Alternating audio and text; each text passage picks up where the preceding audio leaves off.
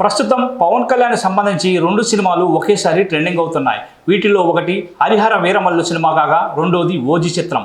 నిజానికి పవన్ సినిమాల్లో ముందుగా ఓజీనే థియేటర్లోకి వస్తుందని అంతా అనుకున్నారు. ఎందుకంటే షూటింగ్ పరంగా మిగతా సినిమాలతో పోలిస్తే ఇదే అడ్వాన్స్గా ఉంది. కానీ ఊహించిన విధంగా హరిహర వీరమల్లు సినిమాను 2 భాగాలుగా చేశారు. పవన్ కళ్యాణ్ 20 రోజులు కాల్ షీట్లు ఇస్తే హరిహర వీరమల్లు పార్ట్ 1 షూటింగ్ పూర్తవుతుంది. దీంతో పవన్ ఈ సినిమాకి వచ్చాడు. అదే ఊపు మీద సినిమా విడుదల తేదీని కూడా ప్రకటించారు. దీంతో ఓజీపై సరికొత్త చర్చ మొదలైంది. అన్నీ అనుకున్నట్టు జరిగితే ఈ పాటికి ఓజీ రిలీజ్ అయ్యి 2 రోజులు అయి ఉండేది. 27వ తేదీ ఈ సినిమా రిలీజ్ అవ్వాలి. కానీ పోస్ట్ పోన్ చేయడంతో ఆ తేదీకి దేవరా వచ్చి పడింది. సెప్టెంబర్ మిస్ అయిన డిసెంబర్లో లేదా జనవరిలో ఓజీ వస్తుందని భావిస్తే హరిహర వీరమల్లు సినిమా మార్చి 28కి షెడ్యూల్ అయింది. కాబట్టి వీరమల్లు కంటే ముందు ఓజీ వచ్చే పరిస్థితి లేదు. దీంతో ఓజీ సినిమా షూటింగ్ తొందరగా పూర్తయినా వెయిట్ చేయక తప్పని పరిస్థితి.